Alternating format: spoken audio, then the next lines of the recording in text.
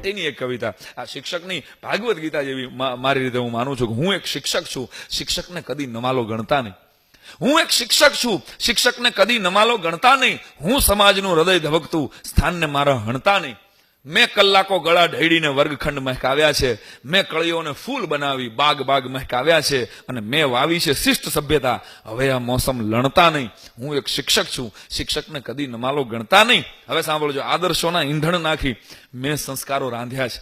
ભરત જયારે, રામાયણનો એક સરસ મજાનો મુદ્દો છે કે ભરત જયારે ચરણ પાદુકા પાછી દેવા આવ્યો ને ત્યારે દૂરથી એને જોયા પછી રામે ના પાડે કે ના ભરત, ગાદી જોતી હોત તો ત્યારે ને ત્યારે લઈ લીધી હોત, તો મારે ક્યાં તારી રાહ જોવાની હતી. પણ પિતાશ્રીએ કીધું છે કે 14 વર્ષ વનવાસ છે, એટલે હવે તું આ ચરણ પાદુકા લઈ જા ને મને સાચવ, મારા નામથી અયોધ્યાને સાચવ. આટલું કીધું ને ત્યારે લક્ષ્મણથી રહેવાનું નહીં. અને લક્ષ્મણે એટલી જ વાત ખાલી રામને કીધી હતી કે રાઘવ, મોટાભાઈ માફ કરજો, ભરત ખુદ આવીને તમને ચરણ પાદુકા આપે છે, ગાદી આપે છે, અને તમે શું કામ ના પડો? આપણે શું જરૂર છે જંગલ 14 વર્ષ ફરવાની? હે, તમે શું કામ? આવો આદર્શ છે ને, આવા આદર્શમાં જીવન વ્યર્થ થઈ જાય છે. શબ્દ સાંભળજો, આવા આદર્શમાં જીવન વ્યર્થ થઈ જાય છે. લક્ષ્મણના શબ્દો સાંભળી અને રામે બહુ સરસ જવાબ આપેલો, બેટા આદર્શોમાં વ્યર્થ થયેલું જીવન પણ એક આદર્શ થઈ જાય છે. આદર્શોના ઈંધણ નાખી મેં સંસ્કારો રાંધ્યા છે. ડોક્ટર, વકીલ કે ઇન્સ્પેક્ટર મેં પાયેથી બાંધ્યા છે.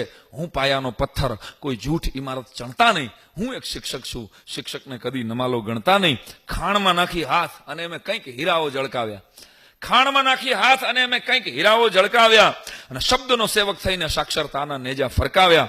અને તમે શું આપ્યું? સમાજને કીધું છે. અને તમે શું આપ્યું? પૂછોમાં જખમને ખણતા નહીં. હું એક શિક્ષક છું, શિક્ષકને કદી નમાલો ગણતા નહીં. અને છેલ્લા અંતરામાં મેં લખ્યું છે કે હા, હું હકથી વટથી કહું છું, સમાજ મારો ઋણી છે.